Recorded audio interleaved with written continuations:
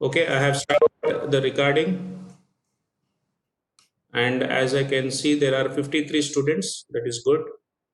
53 students have joined. Good afternoon, everybody. I welcome to this 10th class, 10th session of online class. So, first of all, I just want a quick acknowledgement from either two or three students. Okay, so in terms of the speed at which are the speed at which we are progressing our classes.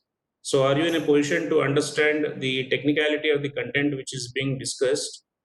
Yes or no? So, let me randomly pick some numbers. 125. What about Anusha? Anusha, are you able to follow? Yes, sir. Okay, good. Yes, sir. Let me take somebody from 130, maybe 135. 135, are you able to follow? Yes, sir. Okay, good. It seems you are very hyperactive, very high pitch volume. Okay. Next, 140, 147. After a long time, Pavan, what happened? I hope your health is good. You're all well. Pavan, use your mic. Pavan Chari, 147. Yes, sir. How are you, Pavan? Everything is good, sir. Where are you now? I'm good. Where are I'm in village, sir, actually. huh? Village, sir. I'm in village. Village. Okay. Why are you absent many classes?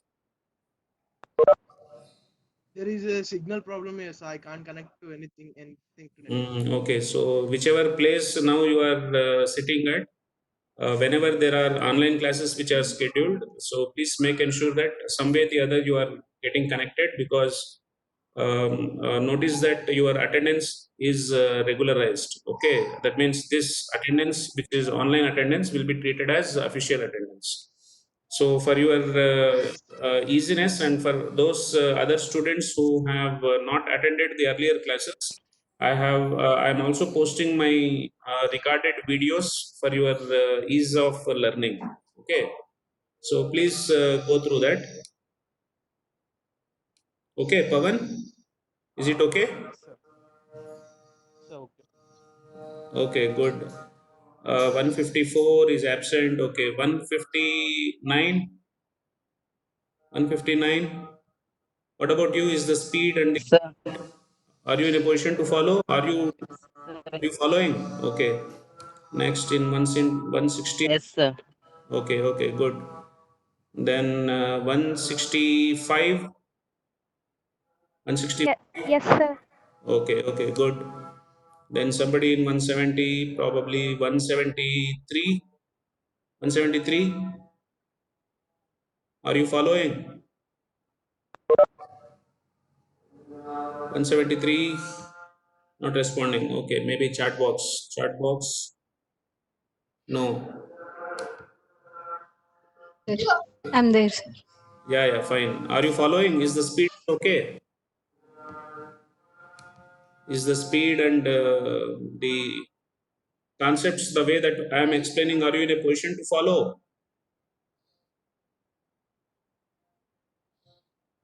No response. Okay. Maybe 175. 175. Are you there? You are using a mobile phone. Is my, yeah, 175. I think he has unmuted.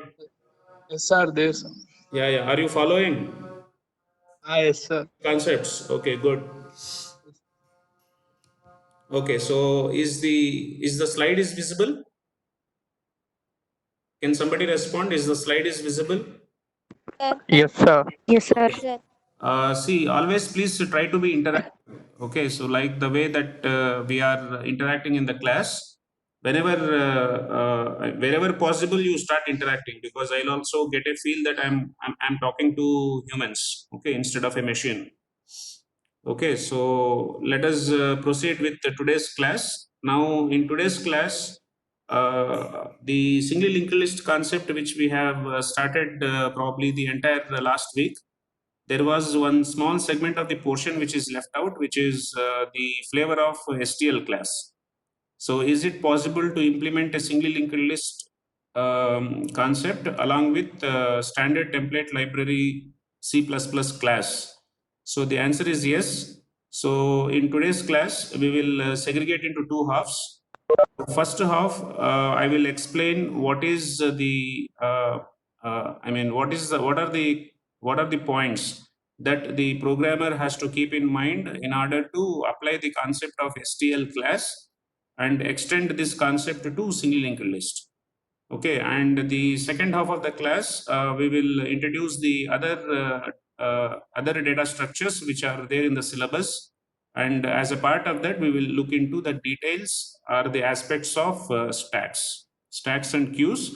In that, in today's class, we will see the theoretical aspects of stack. What is a stack and what for we need to use the stack. Okay. So I hope in the last class I have also summarized in brief and given the instructions in order to start executing the programs. And also I have advised all those students who are having only smart mobile phones and who don't have the accessibility to computer to start collaborating with your friends and making sure that you start executing the list of programs which I have told in the last class, which was yesterday. Okay, so I also request the students to start sending the programs with the program number .cpp or .txt, so that we will be helping our friends who are situated at the remote places. Okay, so for this purpose, you can use the Google Groups. You can also use the WhatsApp group.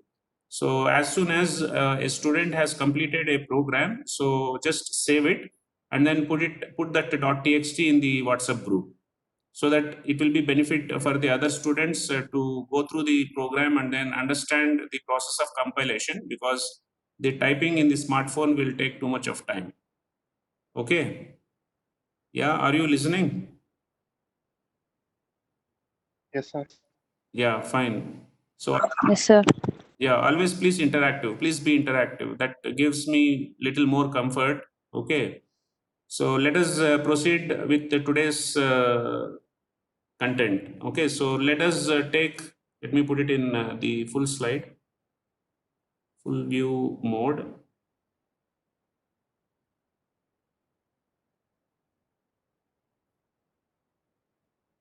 Okay. So is the slide in full screen is visible? Yes, sir. Let me also start sharing the web page where I'll be starting the code. I think I have to share Google Chrome, and then let me open the what is the C++ online GNU compiler,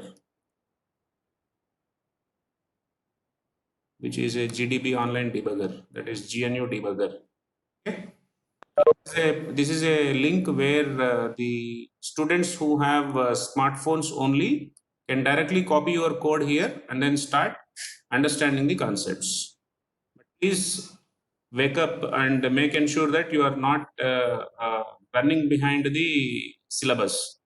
Don't keep specifically this course content to be studied at the end of your exams. I mean, just before the exams. That strategy will not work. Okay, so start executing one by one concept. And for those students who are, I'm repeatedly telling this, for those students who are not having the accessibility to your computer, please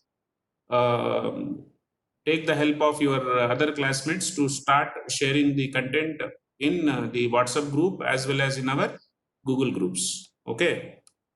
So anyway, this is our, yeah. Can somebody acknowledge? Am I audible? Yes, sir.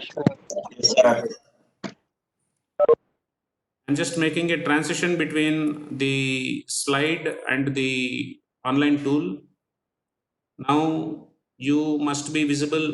You must be looking the GNU GDB online compiler. Am I correct? Yes, sir. Now is the slide. Yes, sir. Okay. Right. So what is a singly linked list? Singly linked list allows discrete memory locations to be logically assumed as if you have an array, isn't it?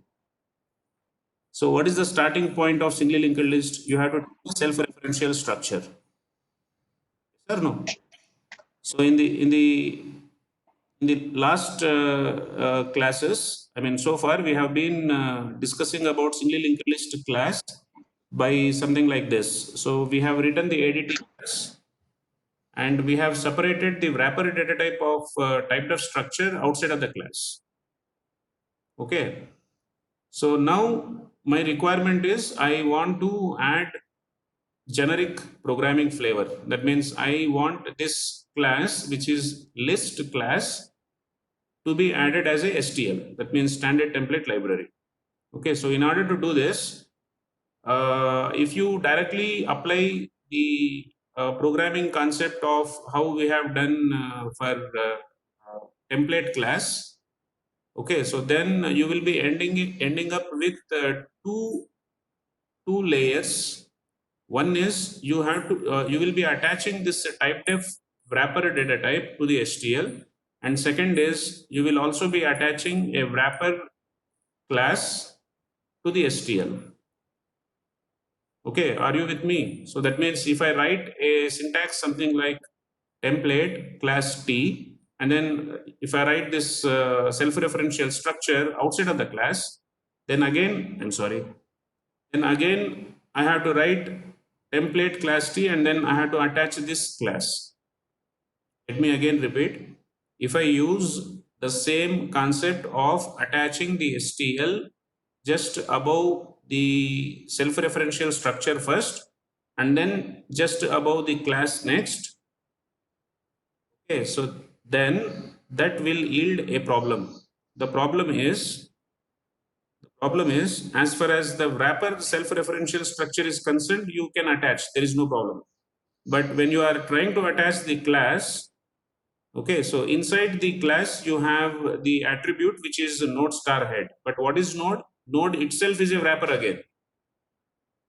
Okay, so that means if you write a template class, and inside the template class you have a private data item, and again this node star, which is a pointer to a wrapper, will be like a second layer. Okay, so unfortunately in the any compiler, multiple layer generic flavor cannot be added. You have to directly add only one layer. Are you following? So what I mean by that, let me demonstrate with directly by looking our implementations. Can somebody respond? Are you following?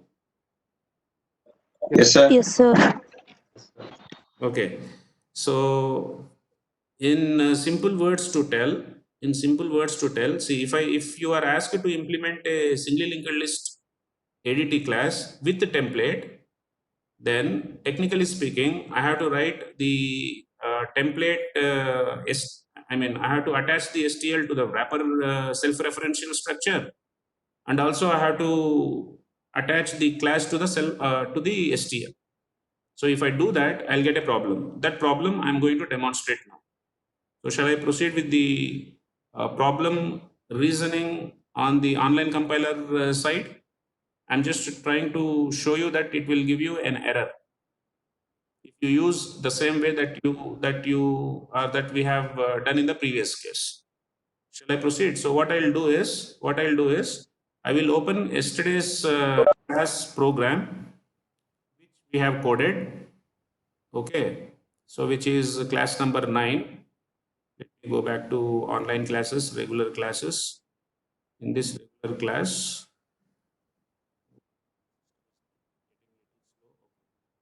lecture 9, in this singly linked list implementation, which is discussed with the section C.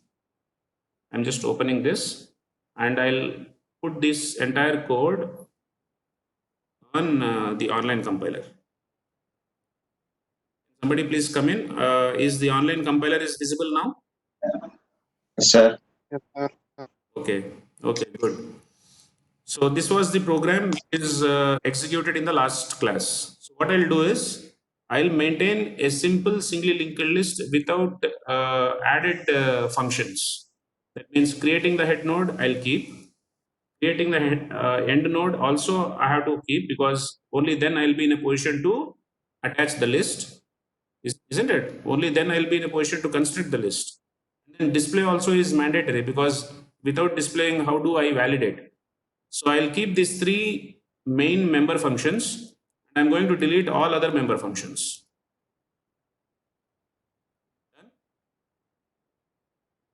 Okay. So all other member functions other than creating head node, adding at the end, and display, I'm going to delete. So create head has to be there, display has to be there, and all this is not required. Add before tail is not required. Delete at a specific point is not required. Bubble sort is not required. Inversing is not required, and then destructor is required. All this I'm deleting. Okay, so in the options also, I'll keep only 1, 2, 3, and all this I'll delete. Let me keep 10 only for exit. Okay, so therefore, subsequently in cases, I'll get 1, 2, 3, and then 10. Case 4, case 5, case 6, all this, case 7, case 8 needs to be deleted. Okay. So self-referential structure, class, addressing the data privacy with a self-referential structure which is pointing to head. Okay, then the preliminary main program which creates an object, which is, if I'm correct, what is the object name? Object name is R1, and then we are throwing the user to choose anything that he or she wants to do, which is 1, 2, 3, and then 10, and accordingly we are executing. Clear? I have not attached any STL now. Now I'm going to do STL. I'm going to discuss about the problem I have been mentioning. So let us first compile and let us make ensure that this fellow is working. Okay, so as you can see, there are only 4 options. So let me create the head node with the 5 and then maybe 2, adding a node at the end with probably 44. I think it is not visible. Some window is there. Let me drag this aside here. I added the 5 and then I added 45, and then let me add that means option 2, let me keep 100, and then let me add another node, let me add 33, then let me display. Okay, so 5, 45, 100, 33, and so on up to, and 33 is the last node here, and then I'll exit, which is 10. That means I think we have initialized a variable inside the destructor in order to release the memory and to count how many times you are deleting it. That was our implementation, if I am correct. So I have just copied back the basic program, which will demonstrate the concept of single linked list along with the class basic program. So far you are clear? No response. Am I audible? Yes, sir. Yes, sir. Okay.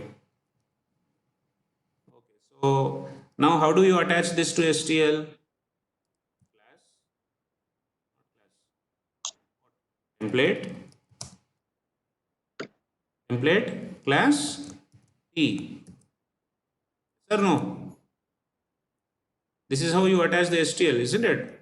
Now instead of int, I need a generic data type T and a self-referential structure which is node star P next. Okay, now this class also I need to attach. That means template class T. Yes or no?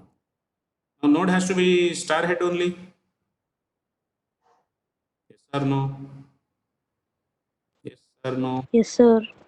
Okay, yes, now creating a head node, the element that you are creating, with what element needs to be created has to be of key data type, and you will we are returning whether the create head is successful, meaning 1.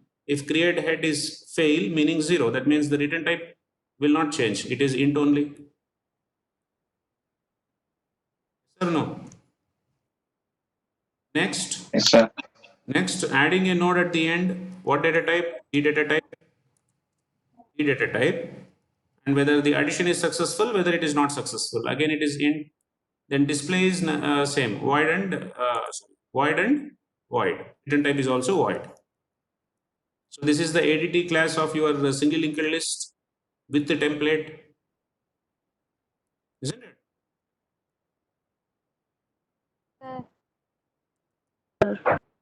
Next what? Template.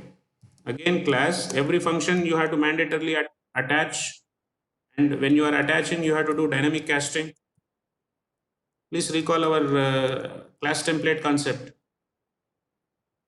Yes, I'm going to copy this, and then in this, now add at the end. What has to be added is of T data type. What has to be added is T data type. Okay, so memory needs to be allocated, which is of node data type. So there is no change. There is no change. X is already T type. K is also T type. So there is no change. There is no change. Dynamic casting. That means just before list, you have to keep T. Okay. Next, creating the head. Maybe let me keep this creating head fellow first. I'm just cutting it. I'm putting this above this. Okay. So here also I have to write template class generic data type T, then dynamic cast by T, create head of type T, which is K, and then the same thing. Correct? Sir, no.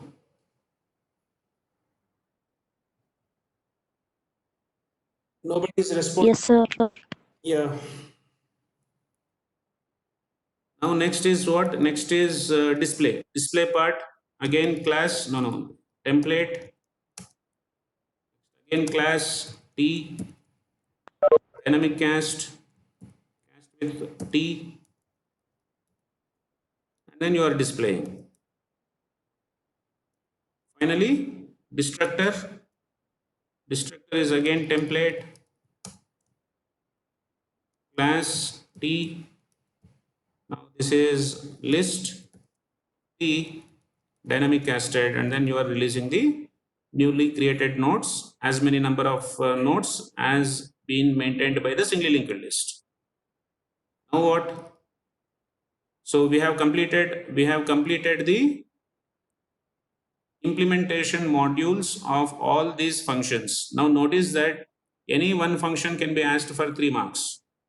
Example, write a generic STL function, okay, that will maintain a single linked list of generic data item and add the node at the end. That means you have to start writing from line number 42 to line number 57.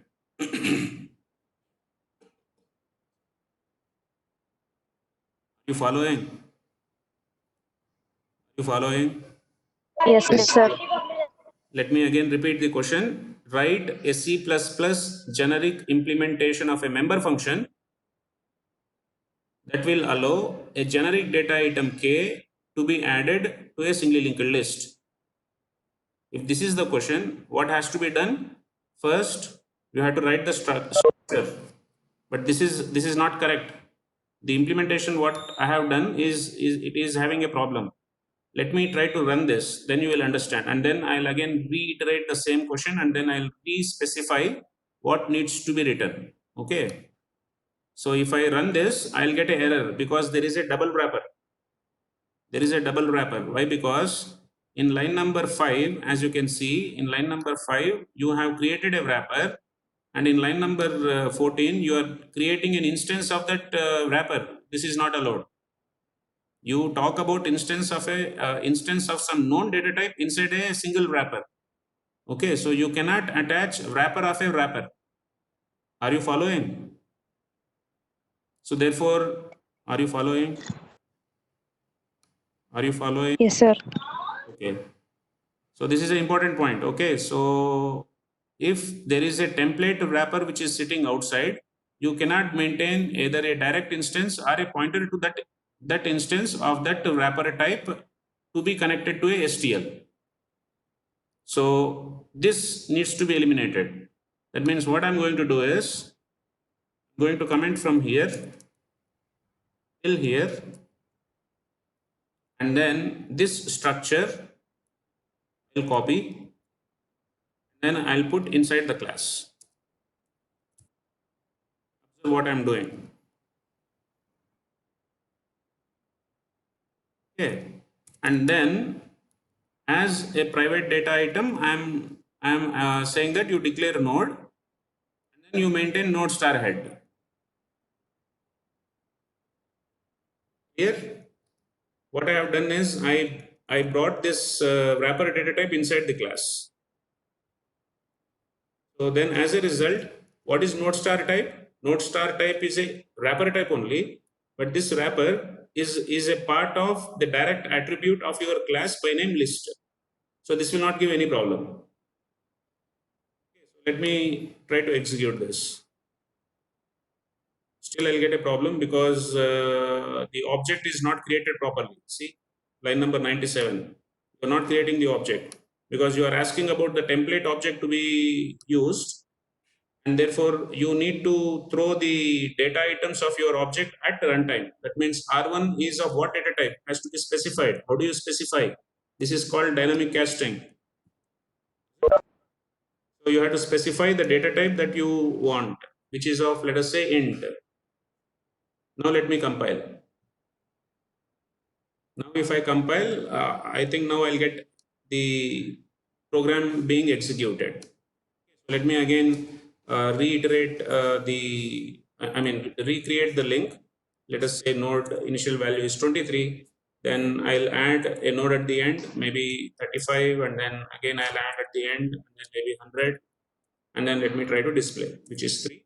So I am displaying 23, 35, and 100. Here. Now let me exit this 3 times destructor. So this is the correct way of attaching a linked list to STL. This is a correct way of attaching a linked list to STL. Am I clear?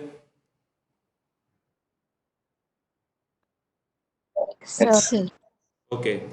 So now if a segment, entire program cannot be asked because it will take too much of time to do everything. Okay. So segment of the codes or segment of the modules will be asked in the exams. For example, I'm just reiterating the question which I have left out. I'm just reiterating, write a C++ generic class definition. Right? C++ generic class definition to maintain generic data item based singly linked list. Simple. That means this entire program you have to write. Let me repeat the problem. Right? C++ generic class implementation to maintain a singly linked list. Here, now this could be for let us say some 5 marks or 7 marks question. Are you following? Are you following? Yes, sir. Okay. On the other hand, implement a C++ member function that needs to add a generic data item to an existing singly linked list. This could be for 3 marks. Let me again repeat. Implement a C++ member function. Somebody's microphone is on. Okay. Implement a C++ generic member function to attach a generic data to the existing singly linked list being maintained by the generic items.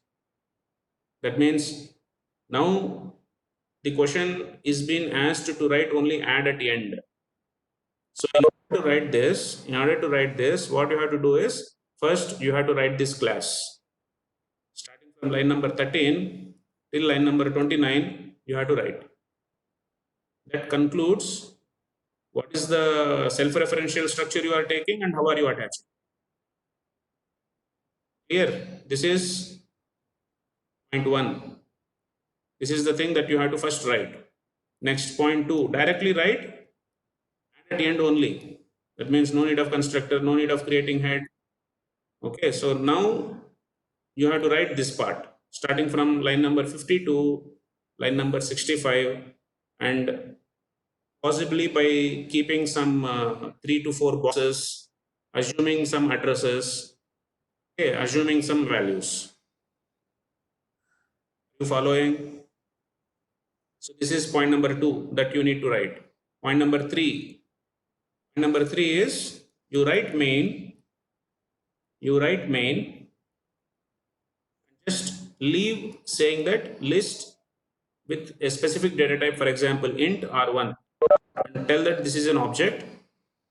And then from here onwards, you just can write at line number 99 saying that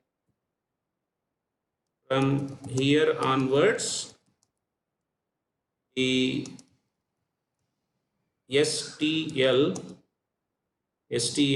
singly linked list is available.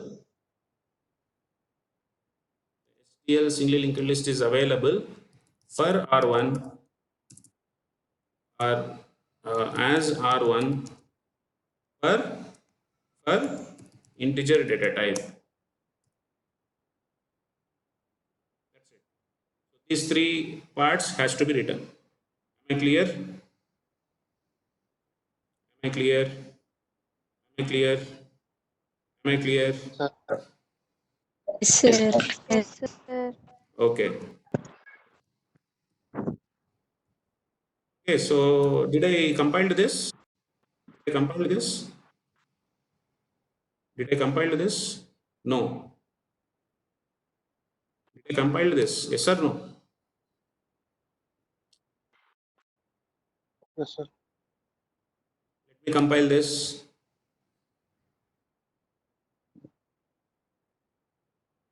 Create a head node. Let us say option is 1. Now this is 25. Option is 2. Now let us say 35. Option is again 2. Now let us say 15. Then display. You got 25, 35 and 50. Now I want another array. This is one array, isn't it? This is one array. This is one array whose elements are 25, 35 and 15. Now I want another array with data privacy that are maintaining floating point. That are maintaining floating point data.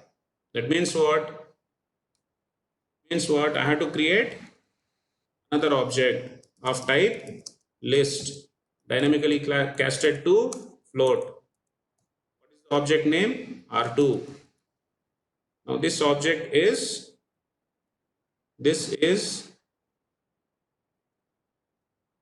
object of floating point data. Now what? I have to allow the user to create the head of integer. Add a node at the end which are having integers. Display singly linked list which is having integer. As well as also display. Are you following what I am doing? So yes, are you following? Yes or no? Am I audible? Yes, sir. Yes, sir. Yes, sir. Yeah. Yes. So I'm throwing the other options. So option number 4 is to create a head node for floating point. Option number 5 is to create the node to a end node which is a floating point. Option number 6 is to display the linked list of floating point. Okay. So these 3 cases these three cases, 1, 2, and then 3, needs to be rewritten for floating point.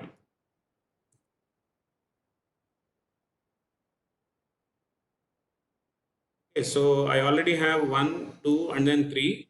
Now this is nothing but 4. So when he is asking 4, you enter the head node, but now here the node value has to be floating point. Let me take a variable, probably v. Okay, so what should be the data type of v? Float.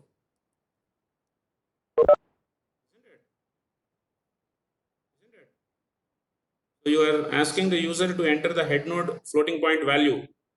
With that you have to create. That means this is v. M is 1, then node is created, otherwise node is not created. I mean, otherwise the list is already there. Now this is case 5. Case 5, enter the node. Sir, R2 dot. This has to be R2, that is correct. This has to be R2. Next what? This is new node needs to be created with a value v, where v is floating point. Okay, so now what is this? This is R2 dot. Add at end of v. Then what? Then this is case 6. Displaying the list. Display which list? Display the floating point list. This is R2. Okay. So let us compile this. Are you following? Yes, sir. Yes, sir. Let us compile this.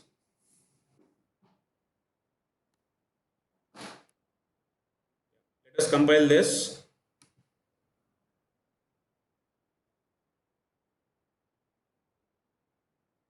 So now you got two constructors. One is for R1 integer singly linked list. Second is R2, which is floating point singly linked list. Now let us create the head node. Let me create the integers with 10, 20, 30. So head value is 10.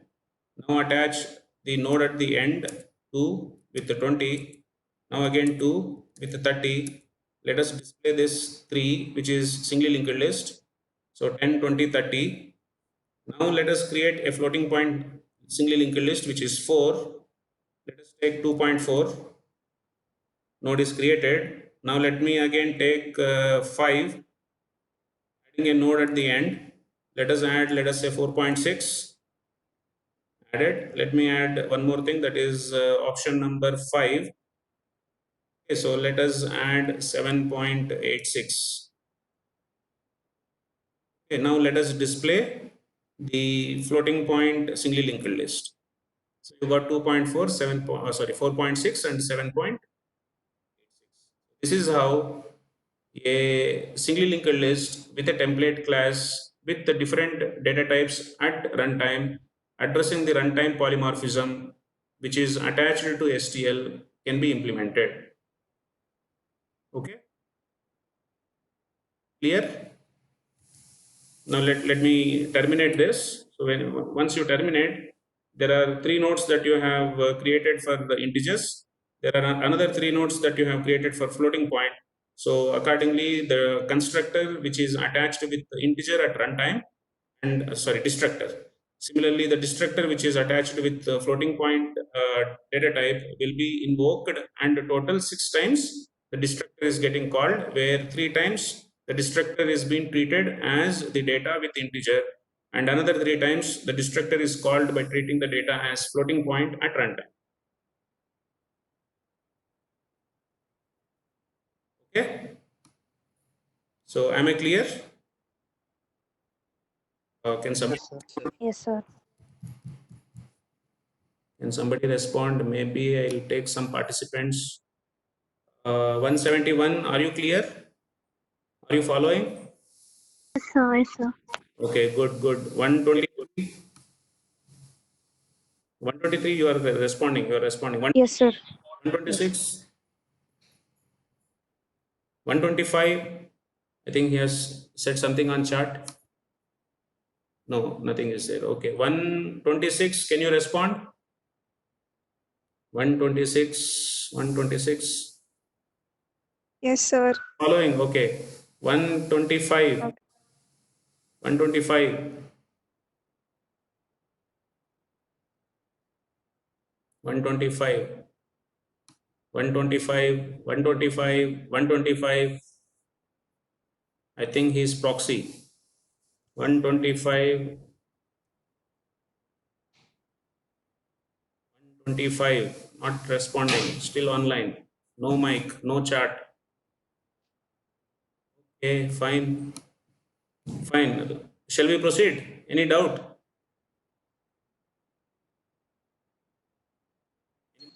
No, sir.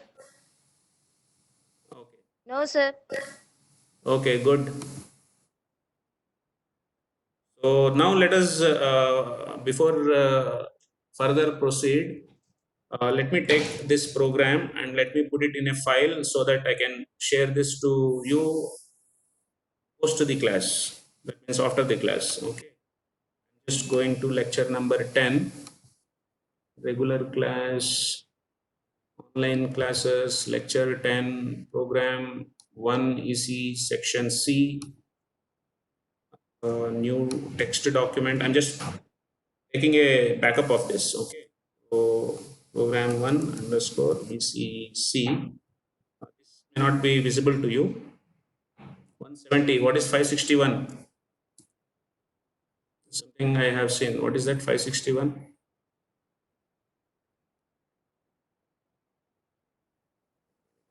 Let me save this. 170 has left. 170, are you there? Very odd to call with numbers. I told you can keep number hyphen name. Okay, no response. 170 not there.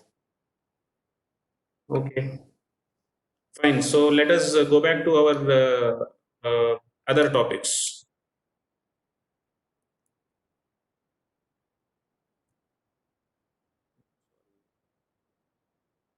Yeah. So how to mix the singly linked list concept with a wrapper self-referential singly linked list node to a C++ STL class is clear now? Yes, sir. Good, good. Next is the other data structures. Now, as a part of your second semester, the other data structures which are at the introductory level are stacks and queues.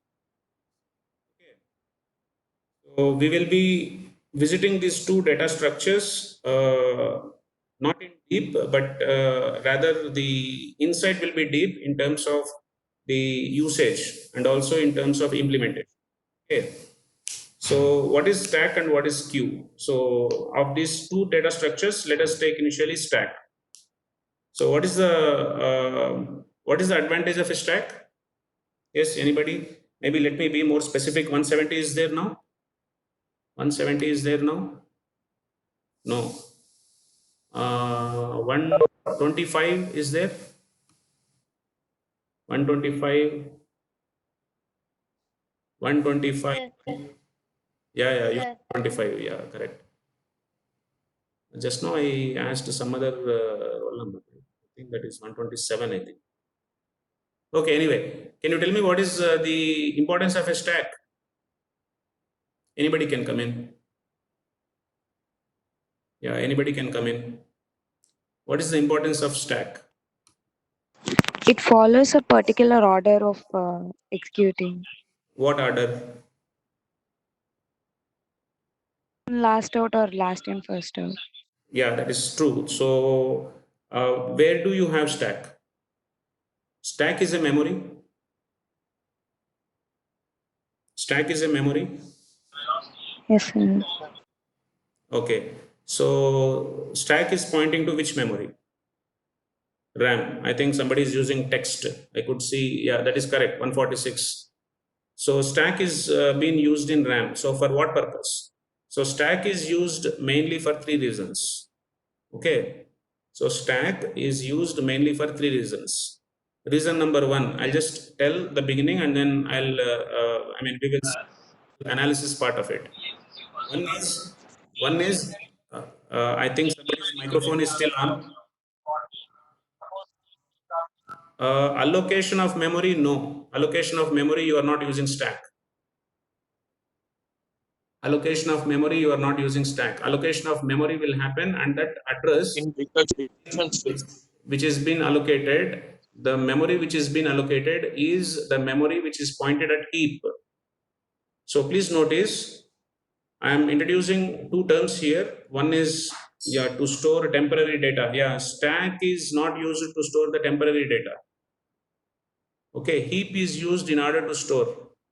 Heap is used in order to store any data into your so-called variables. Now, stack is used mainly in three cases. Reason number one is whenever you make a context switch by using functions, and those functions can be your system built-in functions. For example, strlen, then you have str rev reversing, or printf scanf in C. Okay, so functions which we have not done, which is already coming as a bundle of package, that is a bundle of compiler. And second is your own user-defined functions. Okay, so let me again repeat. Stack is used whenever you use functions. Okay, so that is point number one. Then point number two, stack is also used whenever you are trying to evaluate a larger expression, a single expression with multiple operators by following the precedence of operators. For example, if you have, let us say, D is equal to A plus B into C. So B into C has to happen first, and then intermediate result has to be saved somewhere, that somewhere is stack. This is reason 2. Then reason 3. Reason 3 is microprocessor knows already to which interrupts that it has to listen. So whenever an interrupt comes, then it has to go to a specific address in order to service that interrupt, which is called as interrupt service routine, or ISR, interrupt service routine. Okay, so let me again repeat. The third reason is microprocessor already knows to the interrupts by using which it can be interrupted. Okay, and when such events which are asynchronous, which are outside of the vicinity of your program, are coming to your stimuli, are coming to the processor as a stimuli, which is from external and which are asynchronous, which are not time driven, then processor should tell that when you get that interrupt, you have to service that interrupt, and your logic is at some address. That address where you are jumping and then where you are executing is called as interrupt service routine. So this is reason number 3. Let me again repeat. Stack is used in 3 cases. Somebody acknowledge. Am I audible? Yes, sir. Okay. Yes, sir. So stack is used in three cases. One is whenever you use functions. Second is whenever you use larger expressions. Larger expressions with the different operators, with multiple operators, along with operands, following the precedence. Then third is whenever there are processor prone interrupts. Okay, so now we will understand how does the stack is going to be used, and what do you mean by stack, and why there is a separate segregation that needs to be done, saying that one is you consider heap, one is you take stack, and don't touch stack for variables. So let me take probably the analysis of any program. So what I'll do is I'll probably use a whiteboard. Okay, so just before that, let me just discuss about what I have told. Maybe, okay, reason 1 is functions, that could be built-in functions, and I hope this slide is visible. Yes, sir. Yes, sir. Okay, so what is the definition of stack? So the definition of stack goes like this. Stack is a data structure. It is a data structure. Stack is a data structure which is implemented in a specific segment of RAM. specific segment of RAM, that is data memory. Okay, and stack is a data structure which is implemented in specific segment of RAM such that the last inserted entity is retrieved first. I'm talking the first one. The last inserted entity is retrieved first or is processed first. Let me again repeat. Stack is a data structure which is implemented at the specific segment of RAM within brackets data memory such that the last inserted entity is getting serviced. The last inserted entity is getting serviced first, or the first inserted entity is getting serviced at the last. Okay, so whenever you are asked to do something on stack, you have to keep the memory straight. You should not put the memory down. That means it should be vertical. Okay, are you listening? Yes, Yes, sir. sir. This only allocation. I think somebody is raising doubts in chat box. Let me check that. Allocation of memory. This only allocation of memory. No, this is not allocation of memory. I'll explain why. This is not allocation of memory. Allocation of memory means you are asking memory. You are begging memory. That memory is available at where that memory is available. That memory is available in heap. Okay, I'm going to explain that. Okay, so fine. So whenever you are asked to do something on stack, you have to keep memory straight. Okay, something like this, which is there on your left hand side of the screen. So now what I'm going to do is I'll take a whiteboard. I will take a whiteboard. Where is that? I think I can shoot some questions, but I think discussion is going on well. So I will not, just shoot any questions now. By the way, I request all those students who have joined to drop your roll numbers on your on the chat box, so as to consider the same as the attendance if you have not done so far. Okay. Maybe let me close this. I think this is not been opened properly. Okay. Now this is fine.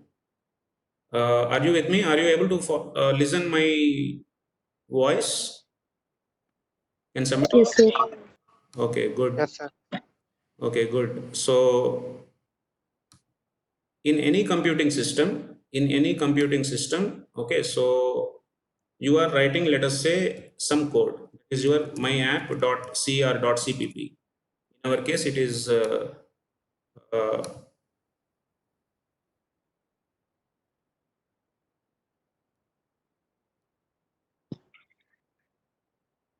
so this is your my.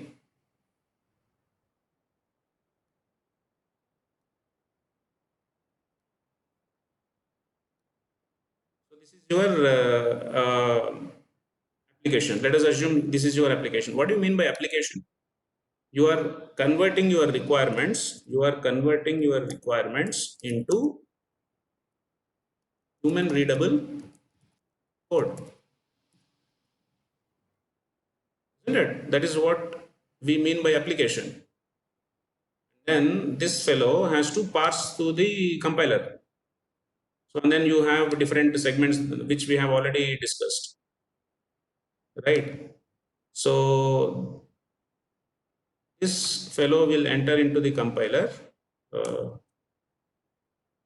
This is your compiler, which is a sort of translator that will translate your machine code into your human readable code into what form? What form? Binary code. Binary code. That means This code is nothing but zeros and ones. This code is nothing but zeros and ones. Now assume that you have written a program, just elaborating that in this program, that means in your binary code, you have something like this. So what you have is, you have written main.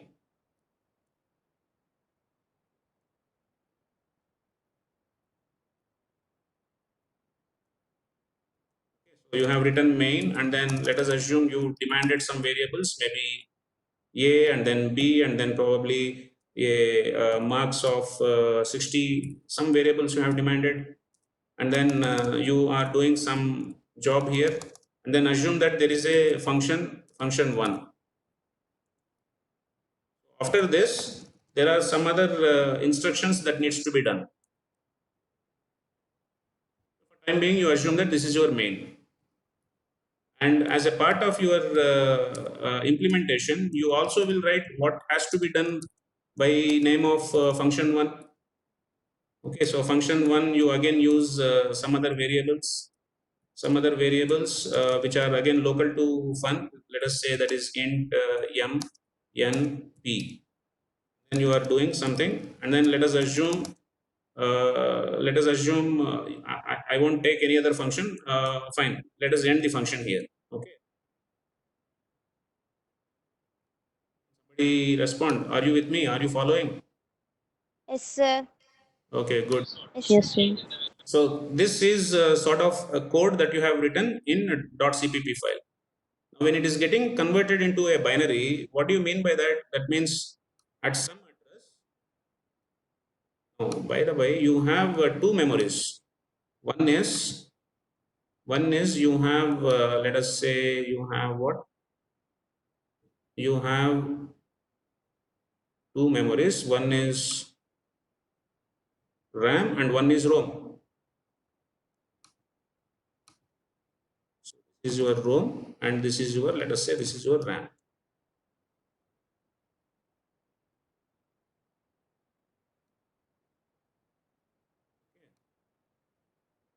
This code, which is translated into myapp.exe, which is having some zeros and ones, which is binary, is stored in which memory?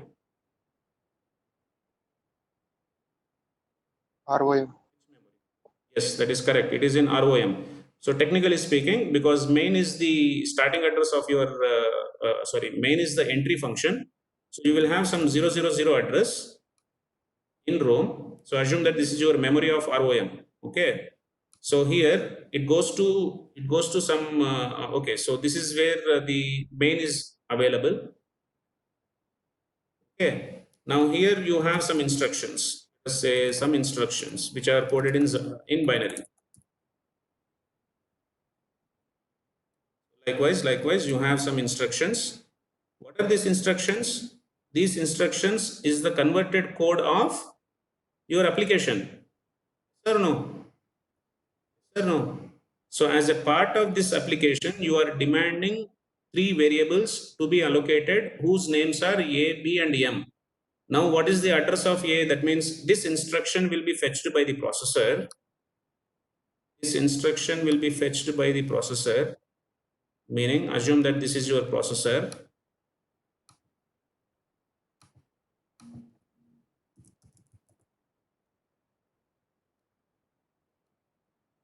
So these instructions will be fetched by your processor.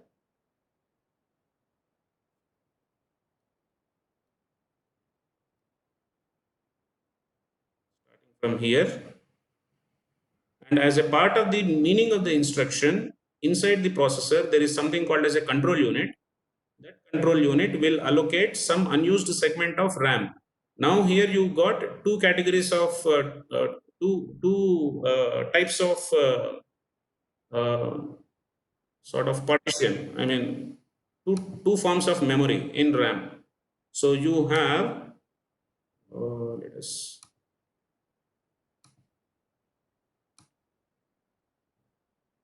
okay. So you have something called heap.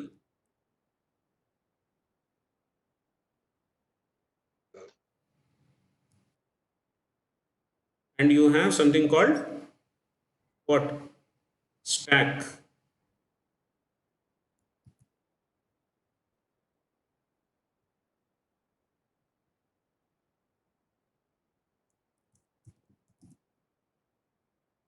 Notice that the memory which is there in heap cannot be accessible by stack and vice versa. Okay. Though I'm taking enough time, but technically you need to understand what is happening. Program will be always stored in program memory. This is called program memory. Your program memory. This is your program memory. This is called data memory. Can somebody come in? Am I audible? Are you following so far? Yes, sir. Yes, sir. Okay, so these are the set of instructions which are coded in binary. Okay, so this thing is now burnt. This code is now burnt into your program. This is your program. Clear? Okay. Clear? Now, as a part of execution, once the supply is given to ROM, processor will fetches the instruction from program memory. Processor understand the instructions from the program memory, and as a part of the policy, it will start allocating the addresses of your variables. And this address generation for your variables to your processor when you are compiling on x86 platform will happen at compilation time. Okay, so the address of A, the address of B, and the address of M are those addresses in heap. In heap. Okay, so the address, this is one, and probably this is another one, and probably this is another one. I'm just keeping some arrows, and I'm mentioning that this is probably the address of A, this is the address of B, this is the address of M of 0. From here onwards, you got continuous consecutive 60 records.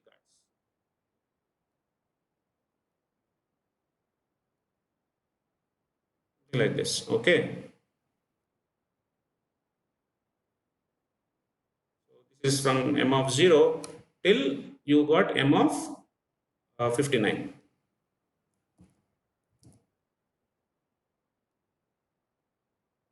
Now, though I am taking a lot of time, it is better to understand. Because why I am insisting now is because you will be studying the same concept again when you come in the 6th semester, when probably I'll be dealing the processor course. Microprocessor and microcontroller architecture and architecture based assembly programming. Okay. Are you there? So far, what Yes, sir. is clear? Yes, sir. Okay, so Yes, sir. simply made a statement that stack means that is where you allocate memory. No, stack is a segment of memory which is there in RAM, which is used in those three cases. Now I am explaining case 1, function 1. Okay, so now this code which is I'm sorry. This code which is available as a human readable code which we are writing, which we have been struggling, and we are writing the code as being standardized by Bernie Stroustrup and the team. We are converting this code into processor understandable format so that we use the concept or the notion of reusable properties of objects. Okay, so ultimately efficiency lies with those coders who can able to efficiently convert or translate the human readable code into processor language. Processor understands zeros and ones only. Okay. Okay. Okay. Yes. Okay, sir. Yes, sir. Yeah. So here, now assume that switch is on. That means system is on. You are starting. You means the application. Application is getting started from where? From reset address. What is the reset address? 0. 0 of which address? Program memory. Why? Because program sits at 0 address. From there, it starts executing. What to execute?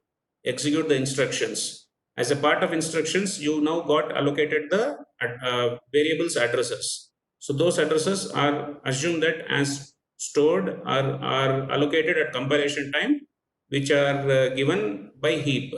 Okay. Now you have a function one here.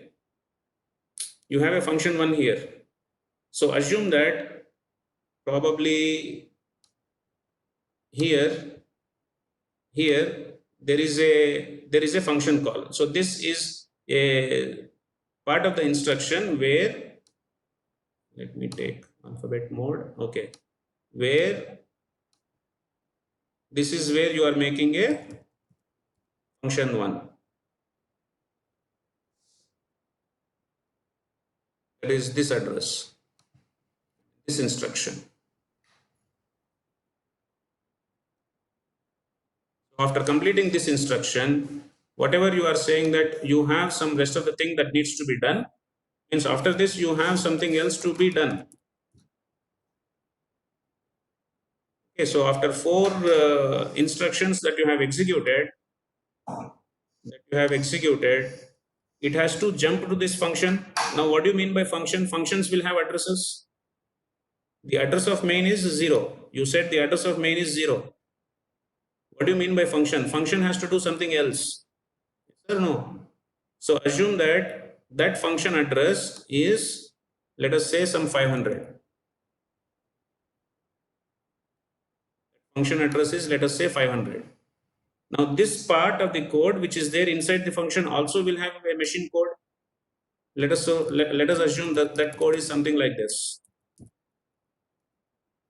So as I have started with a clean function without any further function calls, so there is a return. That means let us assume this is the binary code for return. And somebody, are you following? Yes, sir. Yes, Yes, sir. sir. Yes, Okay. sir. Now see the scenario. What is the scenario? You are executing one by one starting from 0 address. Which address? Program address. Pointed by whom? Pointed by the program counter of your application. Okay. Now variables are being identified, and then you are now calling a function. Let us assume at line number maybe 45. Line number 45, you have burned this function's next instruction. That means this is 1110 Okay. So this is the instruction. After completing this instruction, you have to jump to function, and then you have to return to this 100 instruction. Assume that. Okay. Following? Are you following? Yes, sir.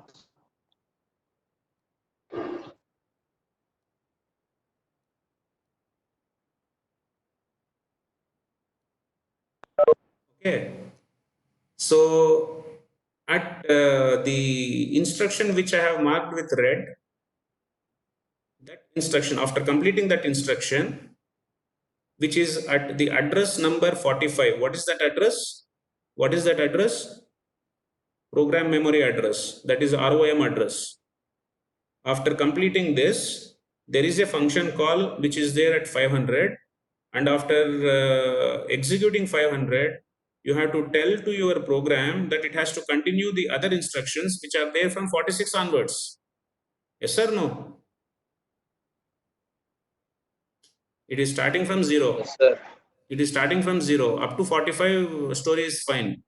Now at 45 there is an instruction to jump to 500, but after completing 500 you have to tell to the processor from where I have to continue. Okay, so the address of the next instruction needs to be stored somewhere. That somewhere is stack. Okay, so that means this stack is the segment of memory.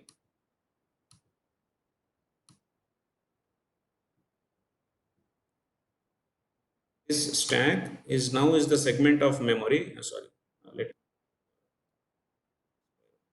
very easy for me not to worry about the.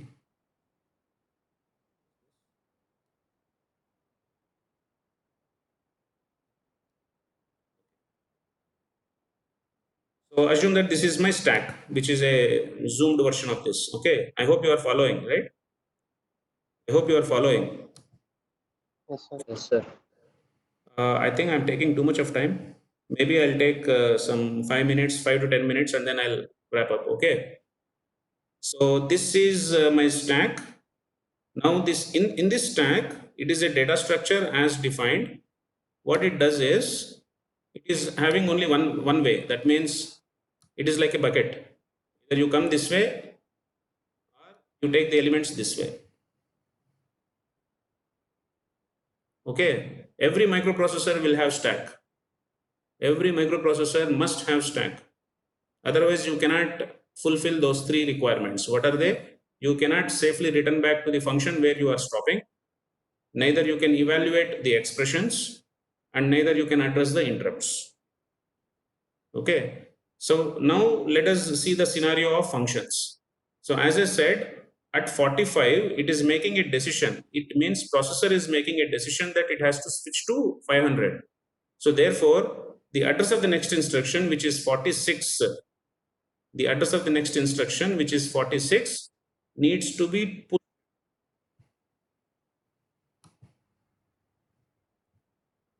The address of the next instruction, which is 46, will be pushed. That means that will be kept here. This is your 46. What is this 46? This is the address of the program memory where I have to return back safely because I was asked to execute the process which is coded at the address 500. Okay. So therefore it enters into 500 address and then it will start executing. Again at 500, whatever variables that you have demanded, for example, M, N and P. Again you are allocating those M, N and P in which memory? In which memory? Addresses of M, N and P which are local to fun1 are allocated in which memory? RAM. RAM only. That is correct. So some unused heap only, in only. Okay, so these are the addresses which you are probably now. This is again compilation time because you are not using a pointer and you are not allocating the memory at runtime. This is at compilation time. So those addresses will be identified, and this is your address of your M, then address of your N, and address of your P, and so on. I'll not draw that. Okay, but there is another segment of memory here. There is another segment of memory here which cannot be touched, by your application. This is mainly dedicated for handling those three parts, those three items. One is whenever you are making function calls, and second is whenever you are evaluating larger expressions, and third is whenever there is an interrupt, provided you have configured the interrupts. Okay, so when you are jumping to function 1, you are saving the address where you have to return safely, which is the address of the next instruction that is located in program memory. This process is called context switching. This process is called as context switching. Yeah, I'll open for the questions. I think somebody is raising some hands. And sir, this only is the memory allocation. No, it is long time back question. 119. Okay. I think now are you clear? It is not allocating the memory. Stack means it is not allocating the memory. You are holding something. That something can be memory, that something can be data also. In the case of function jumps, it is memory. In the case of evaluating the expressions, it is the data.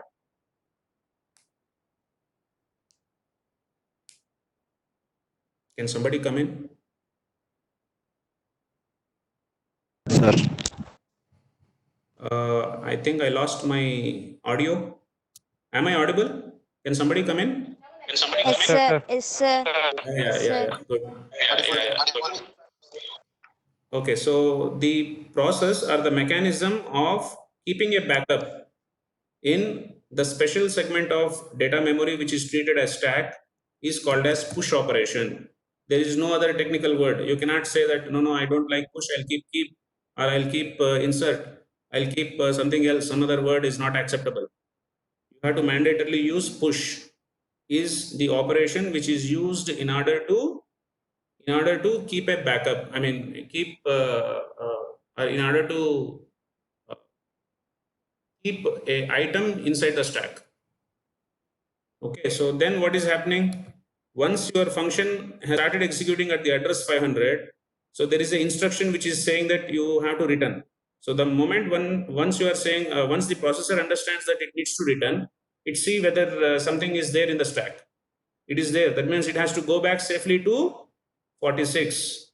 So therefore, the process of retrieval mechanism by using which the earlier stopped process will be reinitiated is called popping. That is called pop. When you push, you are incrementing in upper direction. When you pop, you are decrementing your stack towards the lower direction.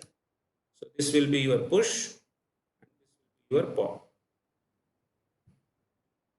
Okay, clear? Yes, sir. Okay. Now we need to implement this data structure of stack in C++ by considering the operations that are push, pop, and then there is another operation which is called as, let me go back to that slide, push, pop, and peek. Now please, is the slide is visible? Yes, sir. Yes, sir. Yes, sir. This means you are inserting the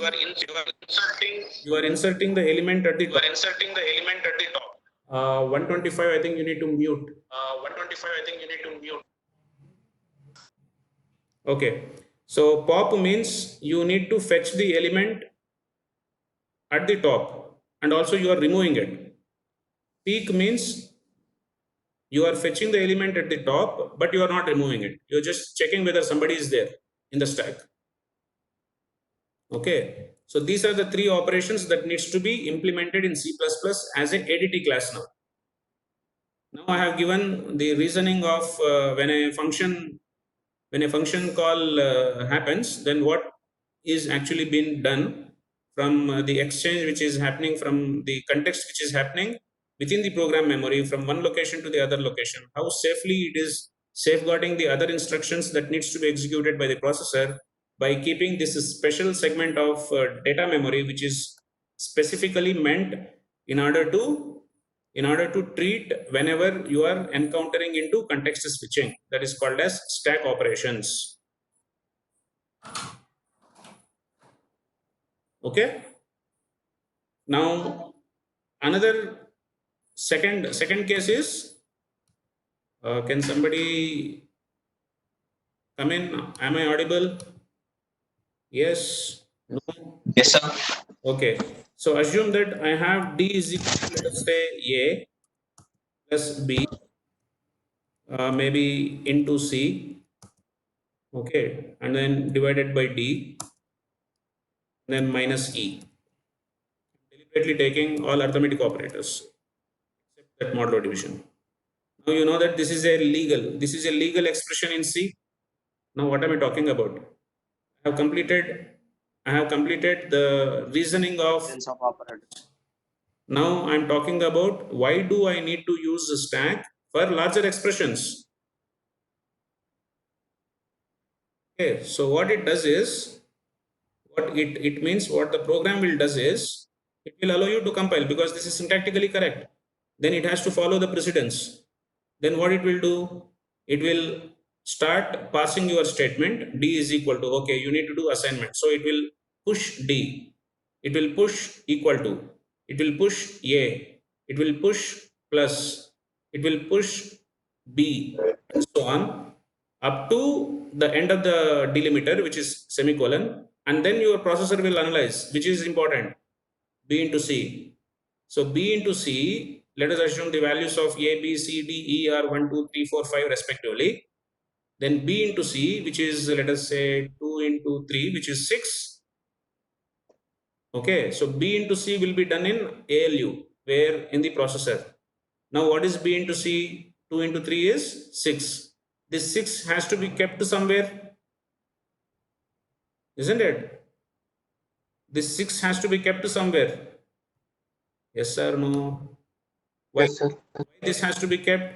Because I need to take this result of this 6 and then I have to divide that by D. What is D? Let us say my D value was 4. Okay. So for this or during this time, the data is now pushed onto the stack. So B into C, the result is pushed onto the stack, and then D will be identified, and then divided by will be popped, and now 4 divided by 6 divided by 4, which is again 1. So likewise, when you have larger expressions, okay, this expression needs to be decomposed based on the precedence order, and for this purpose also you use stack. And there is a last use which is called as interrupts. Now interrupts are pre-programmed addresses which are prone to the processor by the external stimuli. Now beyond this in order to understand what has to be done, you need to be well versed about the processor architecture, which again we will relook when we take up the processor course. Okay, so is the reasoning part of stack, heap, addresses, what is the meaning of context switch, and what is that you are actually keeping in stack. Now is my point is clear. You are not using stack for allocating memory. You are using stack in order to hold some meaningful thing. That thing can be address, that thing can be data. It is address if you are dealing with functions. It is address if you are dealing with interrupts. It is data if you are dealing with expressions. Are these things are clear? Sir, why data structure? Why stack is data structure, sir? No. Stack must be implemented as a data structure. Why? Because that is a very good question. See, we deal with the physical memory systems. So typically we have memories of order of GB, or assume that it is in bytes. Assume that it is in some megabytes, gigabytes, or kilobytes, or sometimes even bytes. Okay. So why do I need data structure? I need data structure because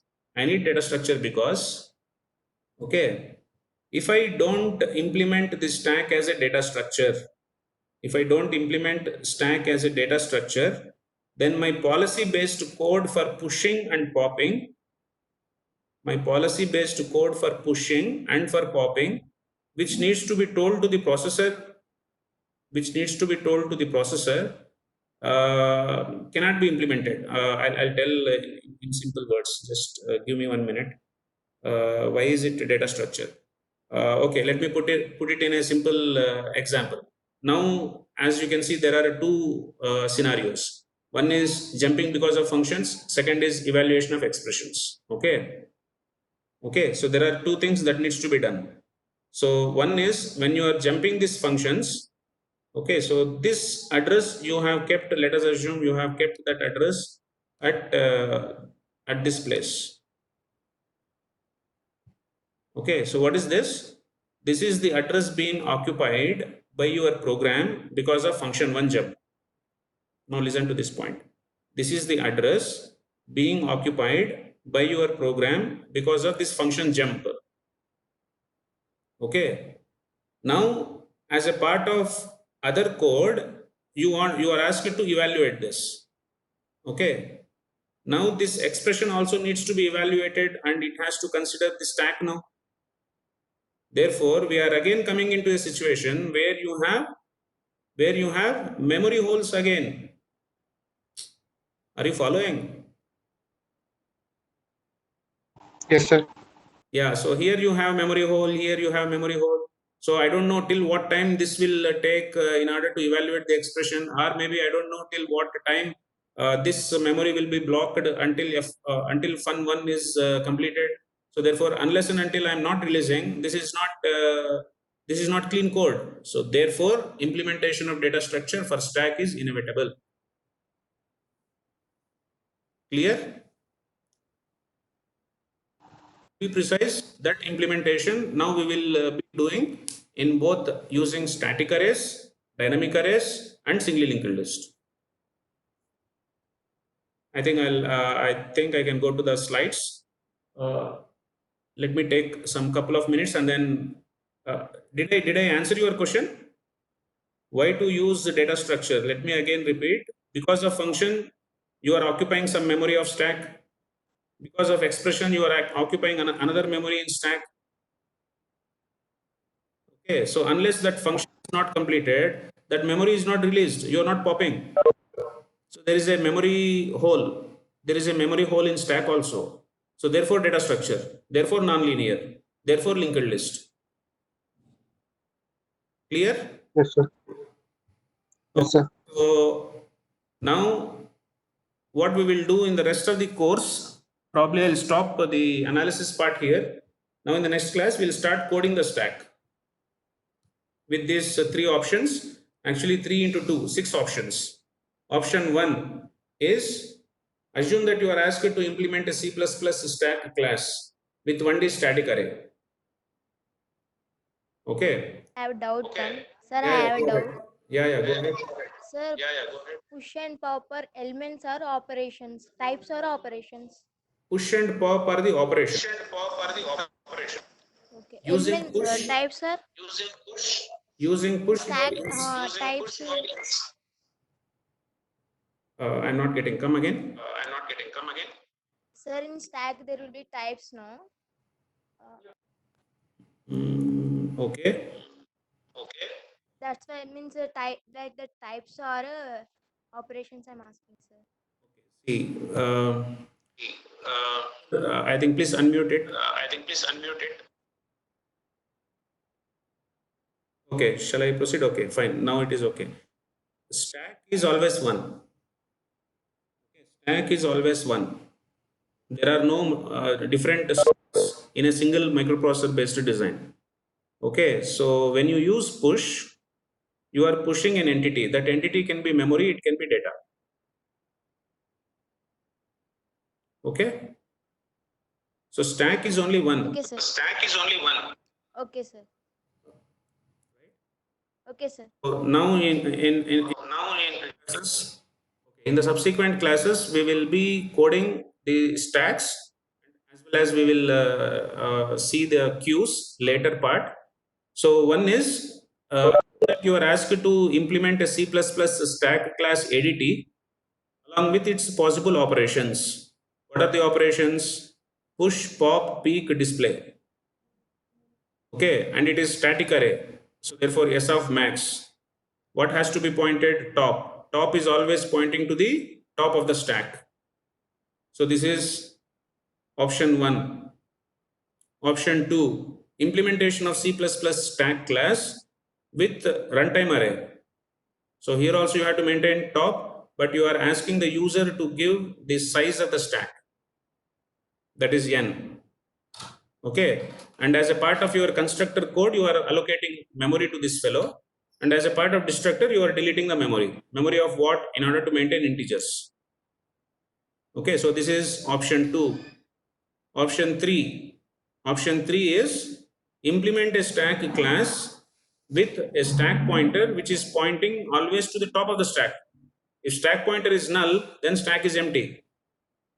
Okay, and you can create as many number of you can push as many number of nodes as long as you have adequate memory. So therefore, out of this option 1, 2 and 3, singly linked list option is very efficient. Why? Because you don't need any additional stack monitoring attributes other than the stack pointer. On option 1, you are freezing the size. On option 2, you are not allowing the discrete memories. In option 3, you are neither freezing the size, you are not saying that the memory needs to be continuous. The memory can be discrete. So therefore, we will start with option 1 implementation, and we will also apply option 1 with the template. Then we will look into option 2 with the template. Then we will look at option 3 with the template. With that, we will be completing Stack. So in the next class, we will start how to code C++ stack class with a static array. And notice that what I have kept in view, which is in the slide, any one class ADT you will definitely get for 2 marks. Okay, so when you are asked to write a ADT class with a static array, be careful in terms of writing the members. You have to take top of the stack, yes, okay, or any array. And similarly, when you are taking a stack and then when you are asked to maintain the stack at runtime with the scalable array, then you have to take int star, and then you need to keep scaling index. This n is called as a scaling index. And on the other hand, if you are asked to maintain a single linked list based stack, then you have to write the wrapper structure outside, and then stack pointer as this is wrong, this is not int star, this has to be node star. So please correct this has to be node star. Okay. Can somebody come in? Clear? Yes, sir. Yes, sir. Yeah, Yes, sir. so I'll stop here. Now, next class, which is scheduled tomorrow, we'll continue this. But all of you, please start coding all those concepts which we have started in this lockdown by means of online classes. Okay, so making sure that you are all executing the programs. And I repeat again, I think I didn't know whether I have specified. Please do share the programs by using the groups, probably by keeping the program names, program numbers. I have already given the index program, list of programs that you are supposed to do as a part of lab. So if you put that in a notepad and put it in Google Groups or in WhatsApp, you will be easing the process for the other friends who don't have accessibility to computers, so that they can copy the code and then execute in their mobile devices and better understand the concept, and at the same time save a lot of quality time. Okay, I hope you are listening. Yes, sir. Start sharing the programs .cpp programs for your own benefit. Okay, so if anybody has any doubts, you can raise, otherwise I'll sign out, and then we'll stop at this point. Anybody has any doubts?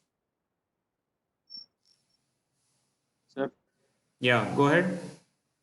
Sir, you are saying when there is a function call, it will jump to line number address 100, no, 500, no, sir. Yeah, but before jumping, where it has to come back will be saved. That is contest is It will be saved in stack. yes. So after line number 46, how it will know? It has to execute only line number 47. See, program has to be executed sequentially. First is reset address. What is reset address? 0. After 0, which will come? 1, 2, 3. So all that which you have packed as a part of application here in the program memory, processor will start executing one by one. Now this red coded bits is an instruction where you are asking the processor to switch the context from main to 500. So because you are moving your context from the code which is there in line number 45 onwards to 500, you also need to tell, after returning this function, which is some so and so instruction, where to return. That is 46. Okay, so 46 is the technically speaking, 46 is the binary instruction just below function 1 call. Let us say you have something like b is equal to a plus 10. Some instruction is there. that is at line number 47. Are you following? After fun1, whatever is the instruction, that converted code is at line number 47.